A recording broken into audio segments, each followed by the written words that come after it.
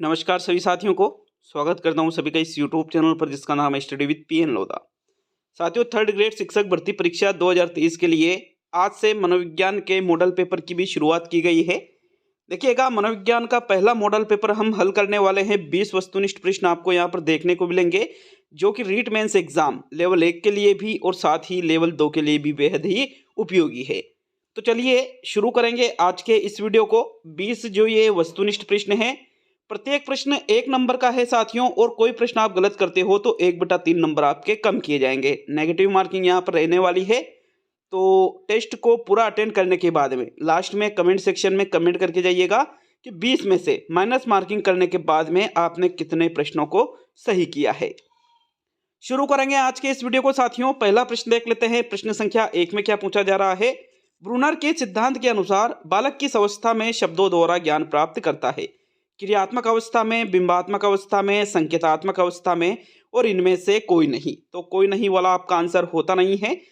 3 विकल्प आपके पास बचे हुए हैं, क्रियात्मक, संकेतात्मक और बिंबात्मक। प्रश्न नंबर 1 का सही आंसर देख लेते हैं। कौन सा विकल्प आपके पहले प्रश्न में सही उत्तर रहेगा साथियों। विकल्प नंबर जो 2 है आपके बिंबात्मक अवस्था। कौन सी अवस्था? बिंबात्मक अवस्था जो होती है, बिंबात्मक अवस्था में ही बालक जो है शब्दों द्वारा ज्ञान प्राप्त करता है। क्रियात्मक में क्रिया के माध्यम से करता है और संकेतात्मक में संकेतों के माध्यम से ज्ञान प्राप्त करता है।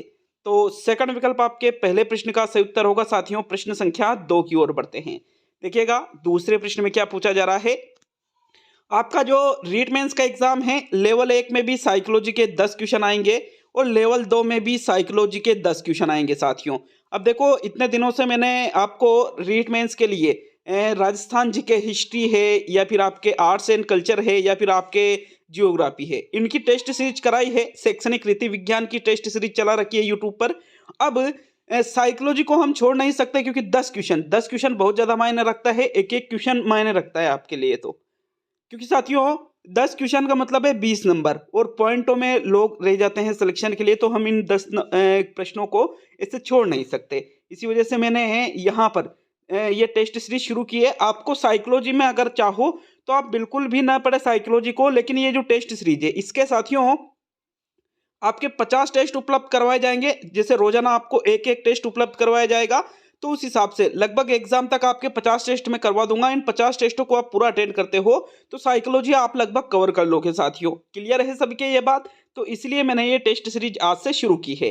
देखो, दूसरा प्रश्न पूछ रहा है, उद्देश्य शिक्षण प्रक्रिया और मूल्यांकन के बीच रिक्त स्थान संबंध है, वैकल्पिक संबंध है, क्रमिक संबंध है, घनिष्ठ संबंध है और कृत्रिम संबंध है।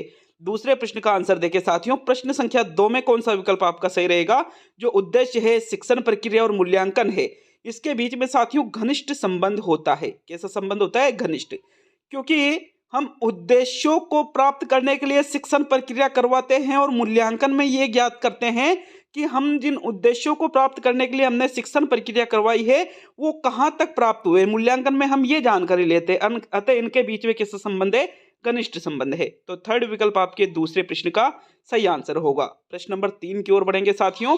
तीसरा प्रश्न देख लेते हैं। प्रश्न नंबर 3 में क्या पूछा जा रहा है। सामाजिक अभिप्रेरक का उदाहरण है जिज्ञासा, भूख और नींद, प्रेम, उपलब्धि और आत्मरक्षा, क्रोध, भय और प्रेरणा, और जिज्ञासा, आत्म प्रदर्शन और उपलब्धि।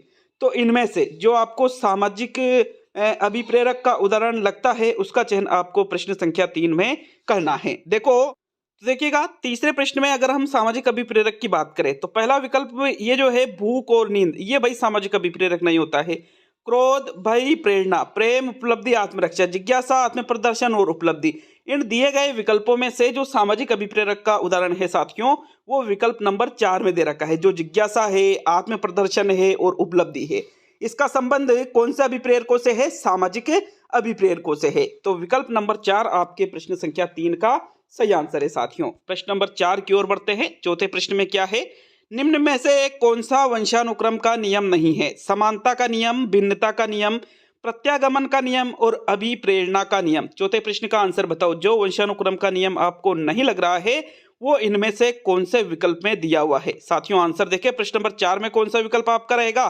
तो देखो, वंशानुक्रम के नियमों में समानता का नियम भी आता है, प्रत्यागमन का नियम भी आता है और भिन्नता का नियम भी आता है। लेकिन अभिप्रेरणा का जो नियम है इसको वंशानुक्रम के नियमों में सम्मिलित नहीं किया जाता है। तो फोर्थ विकल्प आपके चौथे प्रश्न जो है इसका चौथा ही विकल्प सही है साथियों। प्रश्न नंबर 5 की ओर बढ़ेंगे। देखिए 5वां प्रश्न देखेंगे। अगर हम बात करें तो ऐप पर मैंने आपको बोला था कि जो study with PN Lodha app है 149 वाला कोर्स है, उस पर 5 जनवरी मतलब आज से महामैराथन जो टेस्ट है साथियों, पूरे 150 प्रश्नों का जो टेस्ट सीरीज है वो आरंभ किया जाएगा। तो बिल्कुल टेस्ट कंप्लीट होने में थोड़ा बहुत बाकी है, लेकिन थोड़ा कुछ इश्यू होने की वजह से मेरे पर्सनल, ठीक है ना, ये आज नहीं कल से आपके महामैराथन टेस्ट शुरू किए जाएंगे। 149 वाला जो कोर्स है application study with PN Lodha पर, इस पर लेवल 1 के लिए अलग और लेवल 2 के लिए अलग से टेस्ट सीरीज शुरू की जाएगी पूरे 150 प्रश्नों की। और पिछले जो 190 टेस्ट आप अभी तक, ठीक है ना, अटेंड कर चुके हो। जिन्होंने कोर्स नहीं लिया उन्होंने तो नहीं किया अटेंड, लेकिन जिन्होंने कोर्स ले लिया वो तो अटेंड कर चुके हैं साथियों। और अब अगर कोई स्टूडेंट कोर्स लेना चाहता है तो टॉपिक वाइज जो ये 190 टेस्ट है ये भी आपको उपलब्ध होंगे। और साथ में एग्जाम तक जो 149 वाले कोर्स में लेवल 1 और लेवल 2 के लिए मैराथन टेस्ट आयोजित किए जाएंगे वो भी आपको प्रोवाइड हो जाएंगे साथियों। तो ये ऐप पर आपको मिलने वाले हैं। 99 वाली जो टेस्ट सीरीज है वो लगभग पूरी होने वाली है। कक्षा 6, 7, 8, 9, 10, 11 की राजस्थान अध्ययन की किताबें हमने पूरी कर ली है। और कक्षा 12 की जो राजस्थान अध्ययन की किताबें हैं साथियों, उसमें आपके 5 पार्ट पूरे हो चुके हैं, 3 पार्ट और बच रहे हैं आपके। तो उसमें आपके कक्षा 12वीं की राजस्थान अध्ययन की किताब भी पूरी हो जाएगी। और आप सभी को पता है कि राजस्थान अध्ययन की किताबों में से डायरेक्टली प्रश्न पूछे जाते हैं, रीट मेंस में भी पूछे जाएंगे। अतः ये कोर्स जो है ये भी आपके लिए बहुत ही इंपॉर्टेंट है साथियों, 99 वाला कोर्स। देखो परिमेयीकरण का अर्थ क्या है, प्रश्न 5 में ये पूछा गया है। तो पहला विकल्प है असफलता के वास्तविक कारण के स्थान पर अन्य कारण बताना। दूसरा है स्वप्न में विचरण करना। तीसरा है किसी कमजोरी को अन्य माध्यम से पूरा करना। और चौथा है अपनी अतृप्त इच्छाओं को अचेतन मन में धकेल देना। तो इनमें से जो आपको परिमेयीकरण का सही अर्थ लग रहा है उसका चयन प्रश्न नंबर 5 में करना है। और मित्रों परिमेयीकरण का जो अर्थ है वो क्या होता है? परिमेयीकरण का मतलब है कि जब हम किसी कार्य को करने में असफल हो जाते हैं तो उसका जो वास्तविक कारण है उसके स्थान पर हम कोई अन्य कारण बताते हैं, इसी को परिमेयीकरण कहा जाता है। जैसे मान लीजिए कोई बच्चा कक्षा 10वीं में फेल हो गया, उसका कारण क्या है कि वो पढ़ा नहीं होगा। अब वो कह रहा है कि यार मेरी तो कॉपी गलत चेक कर दी, या हमें तो गुरुजी ने पढ़ाया ही नहीं था इस वजह से मैं फेल हो गया। ये क्या कहलाता है? परिमेयीकरण कहलाता है साथियों। तो विकल्प 1 आपके प्रश्न नंबर 5 का सही आंसर है। प्रश्न नंबर 6 की ओर बढ़ेंगे साथियों। प्रश्न नंबर 6 में क्या है आपके, निम्न में से कौन से सिद्धांत में 5 प्रकार की आवश्यकताओं को बताया है? अन्वेषण सिद्धांत में, सामाजिक अधिगम के सिद्धांत में, आवश्यकता अनुक्रम के सिद्धांत में और उद्देश्यवाद के सिद्धांत में। तो जिस सिद्धांत में 5 प्रकार की आवश्यकताओं का उल्लेख किया गया है वो कौन सा सिद्धांत है? आवश्यकता अनुक्रम का सिद्धांत या आवश्यकता पदानुक्रम का सिद्धांत। वही सिद्धांत है साथियों ये जिसमें बताया गया है जैसे कि भाई शारीरिक आवश्यकता है, सुरक्षा की आवश्यकता है, प्रेम की आवश्यकता है, सम्मान की आवश्यकता है, आत्मसिद्धि की आवश्यकता है। तो ये 5 प्रकार की आवश्यकताओं का उल्लेख इस सिद्धांत में किया गया है। अतः प्रश्न नंबर 6 में कौन सा विकल्प सही है आपके? थर्ड विकल्प सही है। प्रश्न नंबर 7 की ओर बढ़ते हैं। देखते हैं 7वें प्रश्न को। किस चिंतक ने भौतिक उपयोगितावाद को महत्व देते हुए प्रयोजनवाद का सिद्धांत प्रस्तुत किया? रूसो ने, जॉन ड्यूवी ने, इवान पावलोव ने और सिगमंड फ्राइड ने। तो जिस चिंतक ने भौतिक उपयोगितावाद को महत्व दिया और कौन सा सिद्धांत दिया साथियों? प्रयोजनवाद का सिद्धांत दिया, उनका नाम आपको प्रश्न नंबर 7 में बताना है। और 7 का आंसर देखें तो आपके विकल्प नंबर जो 2 है जॉन ड्यूवी। किसके द्वारा साथियों?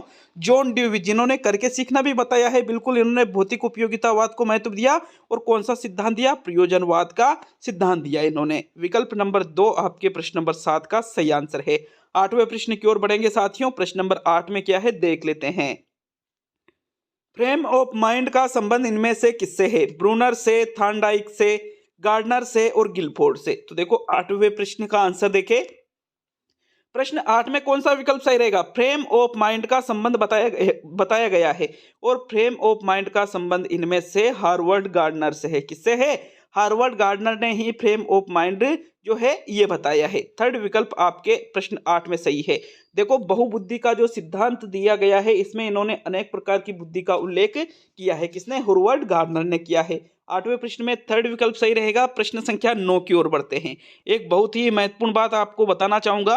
कल एक न्यूज आई थी, कल शाम को न्यूज आई थी कि एक बड़ी कोचिंग है राजस्थान की साथियों, उस पर पुलिस ने छापा मारा है जिसमें अनेक संदिग्ध गतिविधियां मिली है। और साथ में देखो, जो अभी सेकंड ग्रेड का पेपर आउट हुआ था उसमें महत्वपूर्ण भूमिका बताई जा रही है कि उस कोचिंग की महत्वपूर्ण भूमिका थी, उन्होंने ही उस पेपर को आउट करवाया था साथियों, ऐसा न्यूज़ में कहा जा रहा है। तो इतना तो आप सभी जानते हो कि जो बड़ी बड़ी कोचिंगें होती है ना, बड़ी बड़ी कोचिंगें, बड़ी बड़ी से मतलब आप सभी समझते हो साथियों, तो कहीं ना कहीं पेपर आउट करवाने में, पेपर को लीक करवाने में बड़ी बड़ी कोचिंग का हाथ होता है, ये तो क्लियर हो गया इस मैटर से।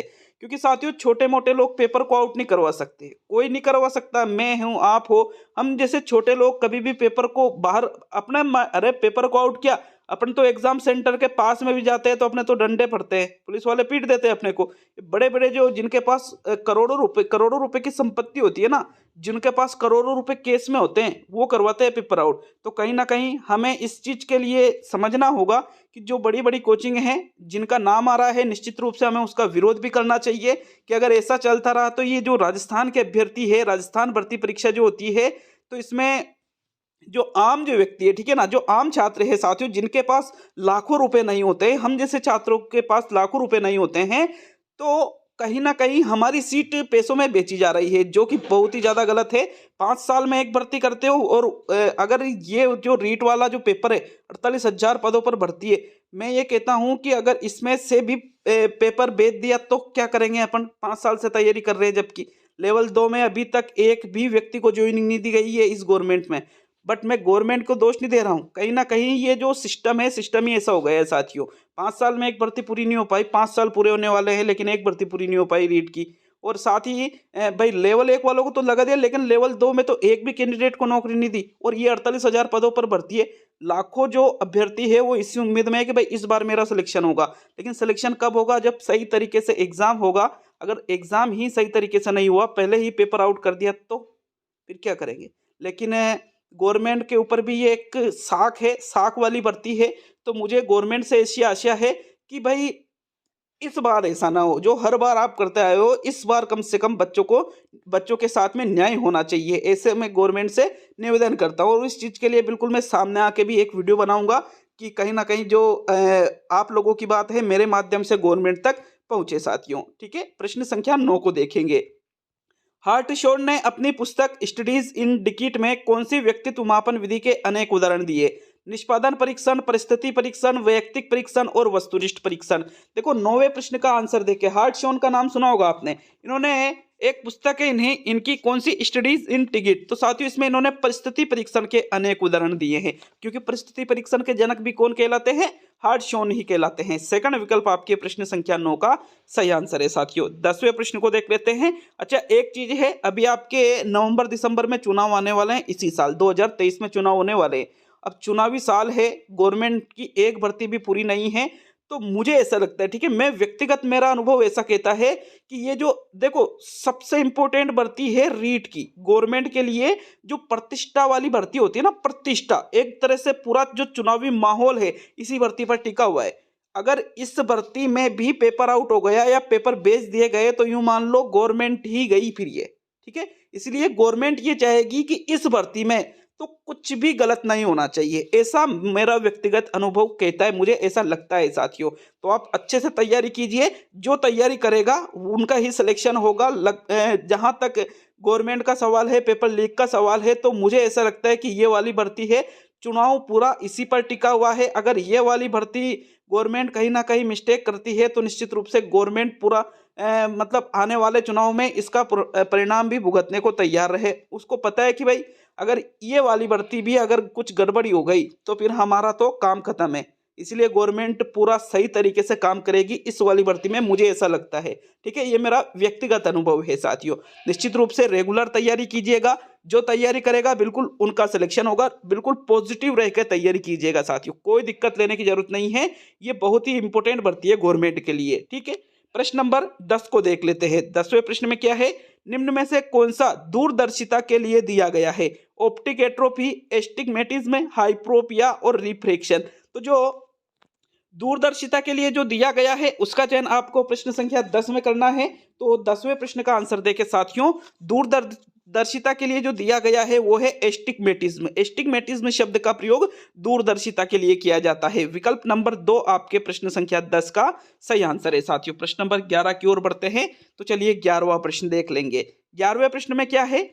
चिंतन ज्ञानात्मक पक्ष की एक मानसिक क्रिया है, यह कथन किसका है? रोज का, टोलमैन का, एडलर का और मॉर्गन मुर्रे का। तो देखो, चिंतन ज्ञानात्मक पक्ष की कैसी प्रक्रिया है? एक मानसिक प्रक्रिया है, बिल्कुल है। और ये कथन जिसके द्वारा कहा गया है उनका नाम है रोज। किसने कहा है ये कथन? रोज ने कहा है। साथियों विकल्प 1 आपके 11वें प्रश्न का सही आंसर है। मित्रों प्रश्न नंबर 12 की ओर बढ़ते हैं, देख लेते हैं प्रश्न नंबर 12 को। स्कूल की घंटी बजने पर छात्रों द्वारा अपने बस्ते बंद कर लेना उदाहरण है अवलोकन अधिगम का, संकेत अधिगम का, श्रृंखला अधिगम का और शाब्दिक अधिगम का। तो देखो, स्कूल की घंटी बजती है, ठीक है। स्कूल की घंटी बजते ही छात्र अपना बस्ता बंद कर लेते हैं कि भाई छुट्टी हो चुकी है, क्योंकि अनुबंधन स्थापित है कि घंटी 1 घंटी सुबह लगती है मतलब स्कूल खुल चुका है, 1 घंटी दोपहर में लगती है मतलब हाफ रेस्ट हो चुका है, 1 घंटी शाम को लगती है मतलब बस्ते बंद कर लो भाई, पूरी छुट्टी होने वाली है। तो साथियों ये संकेत अधिगम के माध्यम से होता है। किसके माध्यम से होता है? संकेत अधिगम के माध्यम से। इसमें कोई बोलता नहीं है, इसमें छात्र देखते नहीं है, एक श्रृंखला के रूप में नहीं करते हैं, बल्कि एक संकेत उनको मिल जाता है, तब वो अपने बस्तों को बंद कर लेते हैं। तो ये किसका उदाहरण है? संकेत अधिगम का उदाहरण है। सेकंड विकल्प 12वें प्रश्न का उत्तर होगा। प्रश्न नंबर 13 की ओर बढ़ते हैं। 13वें प्रश्न में क्या पूछा जा रहा है? विकास के बारे में असत्य कथन है। विकास के परिवर्तन रचनात्मक होते हैं, विकास में परिवर्तन गुणात्मक होते हैं, विकास की अवस्थाओं के खतरे भी होते हैं, विकास में मात्रात्मक परिवर्तन होते हैं। तो विकास के बारे में जो आपको असत्य कथन लगता है, गलत कथन लगता है, उसका चयन आपको 13वें प्रश्न में करना है। साथियों देखो, विकास की बात करें तो विकास के परिवर्तन रचनात्मक भी होते हैं, गुणात्मक भी होते हैं, और प्रत्येक विकास की अपनी अवस्थाओं के अपने अपने खतरे भी होते हैं। लेकिन विकास में जो परिवर्तन है ये मात्रात्मक नहीं होते हैं। तो विकल्प नंबर 4 सही है। मात्रात्मक परिवर्तन किसमें होते हैं? वृद्धि में होते हैं। किसमें होते हैं मित्रों? वृद्धि में होते हैं। तो फोर्थ विकल्प ही 13वें प्रश्न का आंसर होगा। प्रश्न नंबर 14 की ओर बढ़ेंगे। 14वें प्रश्न में क्या है? वह प्रणाली जिसमें शिक्षक द्वारा विद्यालय की समस्याओं को दूर करने का मार्ग तलाशा जाता है एवं यह विद्यालय स्तर पर ही होता है कहलाता है। क्रियात्मक अनुसंधान कहलाता है, सामाजिक अनुसंधान कहलाता है, समस्यात्मक अनुसंधान कहलाता है, और इनमें से सभी। तो 14वें प्रश्न का उत्तर बताइए मित्रों। प्रश्न संख्या 14 में कौन सा विकल्प आपका सही रहेगा? देखो, जिसमें शिक्षक के द्वारा विद्यालय की समस्याएं हैं उनको दूर करने का मार्ग तलाशा जाता है, और यह मार्ग विद्यालय स्तर पर ही होता है। ये कार्य जो किया जाता है ये किस स्तर पर किया जाता है? विद्यालय स्तर पर। तो ऐसा किसमें किया जाता है? क्रियात्मक अनुसंधान में किया जाता है भाई। किसमें? क्रियात्मक अनुसंधान में। विकल्प नंबर 1 आपके 14वें प्रश्न का सही आंसर है। प्रश्न नंबर 15 की ओर बढ़ेंगे साथियों। 15वें प्रश्न में क्या पूछा जा रहा है? हेगार्ड के अधिगम सिद्धांत की सही व्याख्या है। किसी कार्य को करके सीखना, किसी कार्य को दूसरों द्वारा करते हुए देखकर सीखना, संबद्ध सहज क्रिया द्वारा सीखना और उद्दीपक द्वारा सीखना। देखो, प्रश्न नंबर 15 में कौन सा विकल्प आपका सही रहेगा? हेगार्ड ने जो अधिगम की व्याख्या की है कि भाई अधिगम ऐसे होता है, तो वो आपको हेगार्ड के अनुसार बताना है। और साथियों, हेगार्ड ने अधिगम सिद्धांत की जो व्याख्या की है वो है किसी कार्य को दूसरों द्वारा करते हुए देखकर सीखना, एक तरह से अवलोकन आधारित अधिगम जिसको आप कह सकते हो। विकल्प नंबर 2 आपके प्रश्न संख्या 15 का सही आंसर है। साथियों प्रश्न नंबर 16 की ओर बढ़ते हैं। तो चलिए 16वां प्रश्न देखेंगे। विश्लेषणात्मक, सृजनात्मक व प्रायोगिक बुद्धि का संबंध किससे है? जेरोमेस ब्रूनर से, जीन पियाजे से, थॉर्नडाइक से और स्टर्नबर्ग से। तो देखो, बुद्धि के प्रकार है अलग अलग है, जैसे विश्लेषणात्मक बुद्धि है, सृजनात्मक बुद्धि है, प्रायोगिक बुद्धि है। तो ये 3 प्रकार की बुद्धि इनमें से किसके द्वारा बताई गई है? प्रश्न नंबर 16 में आपको ये बताना है। मित्रों 16वें प्रश्न का कौन सा विकल्प सही रहेगा? देखिए, विश्लेषणात्मक हो, सृजनात्मक हो और प्रायोगिक बुद्धि हो, इसका संबंध रॉबर्ट स्टर्नबर्ग से है। किससे है? रॉबर्ट स्टर्नबर्ग से है। साथियों विकल्प नंबर 4 आपके जो है प्रश्न संख्या 16 में सही है। जो रॉबर्ट स्टर्नबर्ग का त्रितंत्रीय सिद्धांत है, बुद्धि का कौन सा सिद्धांत साथियों? बुद्धि का त्रितंत्रीय सिद्धांत। इसी सिद्धांत में इन्होंने इस 3 प्रकार की बुद्धि का उल्लेख किया है, ठीक है। इसी वजह से 16वें प्रश्न में आपके फोर्थ विकल्प सही रहेगा। साथियों प्रश्न नंबर 17 की ओर बढ़ते हैं। 17वें प्रश्न में क्या है देख लेते हैं। सृजनात्मकता के विकास में उपयोगी नहीं है विचारावेश, क्रीडन तकनीकों का प्रयोग, शिक्षण प्रतिमानों का प्रयोग और वस्तुनिष्ठ प्रश्नों के उत्तर। तो देखो, सृजनात्मकता का विकास आपको बालक के अंदर करना है। क्रीडन का मतलब खेलों से संबंधित जो तकनीकें हैं उनसे भी सृजनात्मकता का विकास होगा। शिक्षण प्रतिमानों का प्रयोग करोगे उससे भी सृजनात्मकता का विकास होगा। और विचारावेश से भी सृजनात्मक तकनीकों का सृजनात्मकता का विकास हो सकता है। लेकिन ऑब्जेक्टिव टाइप के प्रश्नों से कोई सृजनात्मकता थोड़ी बढ़ेगी, नहीं बढ़ सकती साथियों। विकल्प नंबर 4 आपके प्रश्न संख्या 17 का सही उत्तर है मित्रों। प्रश्न नंबर 18 की ओर बढ़ते हैं। चलिए 18वां प्रश्न देख लेंगे। मानव जीवन का सबसे आरामदायक और खुशी का काल इनमें से कौन सा है? 0 से 2 वर्ष का जब बालक होता है, 12 से 14 वर्ष का जब वो होता है, 14 वर्ष से अधिक होता है और 9 से 14 वर्ष का जब वो होता है। तो ऐसा है भाई, 14 वर्ष का अधिक, 12 से 14 ये किशोर अवस्था चालू हो चुकी है। और किशोर अवस्था तो समस्याओं का काल है, आरामदायक खुशी का है इसमें। तो अतः साथियों यहाँ जो उत्तर है 9 से 14 भी नहीं होगा, बल्कि सही आंसर है इसका विकल्प नंबर 1, 0 से 2 वर्ष का जो समय है ये मानव जीवन का सबसे आरामदायक और खुशी का काल कहलाता है। विकल्प नंबर आपका 1 18वें प्रश्न का सही उत्तर है मित्रों। प्रश्न संख्या 19 की ओर बढ़ते हैं। देखेंगे 19वें प्रश्न को। प्रश्न नंबर 19 में क्या है? पत्नी द्वारा पति के कपड़ों को कूट कूट कर धोना उदाहरण है दमन का, युक्तिकरण का, प्रक्षेपण का और आक्रामकता का। तो पत्नी द्वारा क्या किया जा रहा है? पति के कपड़ों को कूट कूट कर धोया जा रहा है। पति के कपड़ों को कूट कूट कर क्यों धोया जा रहा है? क्योंकि पति को नहीं धो सकती कूट कूट कर, इसी वजह से पति के कपड़ों को धो दिया। मतलब पति पर कहीं ना कहीं गुस्सा आ रहा है। तो ऐसा मतलब क्या हुआ कि उसने क्या किया साथियों, अब आपको ये बताना है। 19वें प्रश्न का आंसर देखें साथियों, तो 19वें प्रश्न में चौथा विकल्प सही रहे। इसको कहा जाता है आक्रामकता। आक्रामकता का मतलब ये है कि किसी चीज पर हमें गुस्सा आ रहा है, मतलब किसी आदमी पर हमें गुस्सा आ रहा है साथियों, लेकिन हम उसका कुछ बिगाड़ नहीं सकते, तो अपना उस गुस्से को हम ट्रांसफर करके दूसरी जगह निकाल देते हैं। इसी को आक्रामकता कहा जाता है। आपके फोर्थ विकल्प 19वें प्रश्न का सही आंसर है। अब आज का अंतिम और 20वां प्रश्न देख लेंगे मित्रों। अंतिम और 20वें प्रश्न में क्या है? जब सीखने वाला संपूर्ण प्रक्रिया को समझ लेता है तो इस स्थिति को गेस्टाल्टवादियों द्वारा क्या नाम दिया गया है? क्षेत्रवाद, संज्ञानात्मक संरचना, आहानुभव और इनमें से सभी। तो इस प्रश्न में देखिएगा, क्षेत्रवाद नहीं कहा गया है इसको। सीखने वाला जब संपूर्ण प्रक्रिया को समझ लेता है तो इस स्थिति को गेस्टाल्टवादियों ने जो नाम दिया है संपूर्ण प्रक्रिया की, भाई ये चीजें ऐसे होती है, ठीक है ना, तो उसी को गेस्टाल्टवादियों ने क्या कहा है? आहा अनुभव। क्या कहा है साथियों? आहा अनुभव कहा है भाई। तो थर्ड विकल्प 20वें प्रश्न का उत्तर है सही। तो ये कंप्लीट होता है आपके मनोविज्ञान का पेपर नंबर 1। कैसा लगा कमेंट करके बताइएगा। बिल्कुल ईमानदारी से कमेंट करना कि भाई कितने प्रश्नों को आपने 20 में से माइनस मार्किंग के बाद में सही किया है साथियों। मिलते हैं अगले वीडियो में। बहुत बहुत धन्यवाद सभी का वीडियो को पूरा देखने के लिए।